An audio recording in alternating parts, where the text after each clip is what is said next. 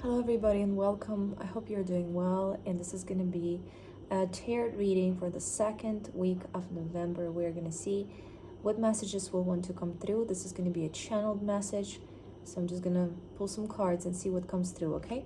This is a collective message, but if you felt guided to watch this, there might be something for you in this. So let's see. Please only what is in alignment with the highest truth and the highest good.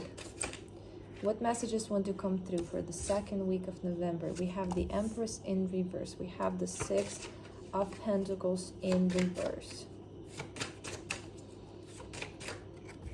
We have the Devil upright. So there might be certain conflicts surfacing this week. I feel like this is a collective kind of situation, but as above, so below.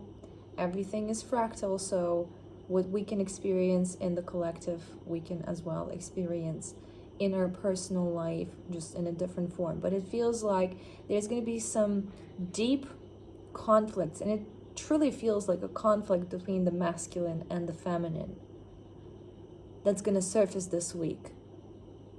There might be some disturbing events, okay? Certain things coming to the surface in order to be seen and in order to be processed. It might not seem in the moment like this is anything beneficial. It just might seem like it is a conflict, it is overwhelming, it is painful, but it is actually the surfacing of this conflict indicates it is a step in the process of its resolution. In order for this to be released, it has to surface. It has to reach our awareness. We have to see it. We have to see the ugly stuff. We have to be, in order to be emotionally driven for change. Becoming aware of something also transmutes it. Okay?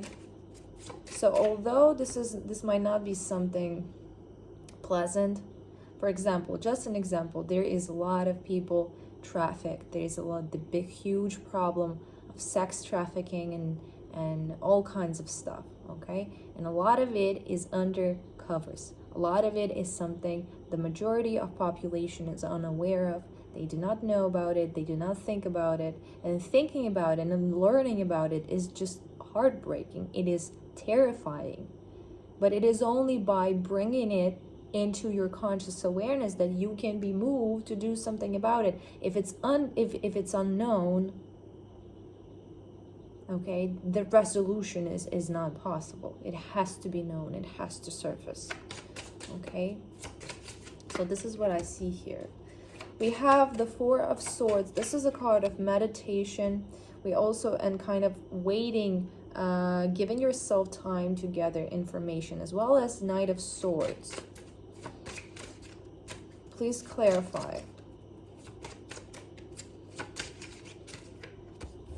Okay, so I feel like this situation can inspire people to act in two different kinds of ways. One is impulsive action. Something has to be done, something has to be done now. A lot of anger, okay? Another option, another way people can react is closing down a bit, okay? Maybe allowing themselves to wait and see how the situation unfolds. I feel like this is an advice for you to listen, okay, to your personal intuition, to your personal guidance on how to proceed if you are experiencing, or if you will be experiencing or witnessing anything of this nature. Because indeed, not everybody will have to act, and not everybody will have to get engaged, and not everybody will have to remain passive. Everybody will have their own role, and the highest you can recognize and find the highest role for you in this by listening to what you feel intuitively. Okay? Even when you are mad with something difficult and heartbreaking, it's not always that you have the energy to do something about it. It's not always that it is time for you to do something about it. And then for in other cases, it might be time. It might be your role to step in and do something. So listen to your intuition, listen to your guidance, listen to your heart. And know that when these things surface, and this can be an experience in the collective, this can be an experience in your personal mind. For example, becoming aware of internalized misogyny, for example. Okay, and being shocked by it, being shocked by this newborn awareness that you yourself might be, or you yourself, you recognize how you are part of this problem, how you play into the problem of the dysfunction, of an imbalance between masculine and feminine. So you can be shocked by that awareness. And then from there on, listen to your intuition. Do you feel like it's time to act, and act quick and step in and be proactive and be, speak your truth and just rush in and allow your anger, because anger can be a very powerful transformational tool. It can be used for very awful things indeed, but also anger is not always bad. Sometimes it's quite natural and healthy to feel angry about certain things, and then utilizing that anger in a constructive way can bring about change. So this is one option. And another option is just kind of wait and observe, learn more. Okay, or if you do not feel energy, if you do not feel like you have enough energy, if you are struggling with something, if this just feels overwhelming, it might be a good idea to step down and allow others to engage. So this is a card of learning. Okay, everybody is unique, everybody's journey is unique. Listening to yourself, listening to how you feel, listening to your guidance is going to be key here in playing the best role that you can possibly play, aligning with the highest timeline for this. Okay, anything else that we need to know? Second week of November.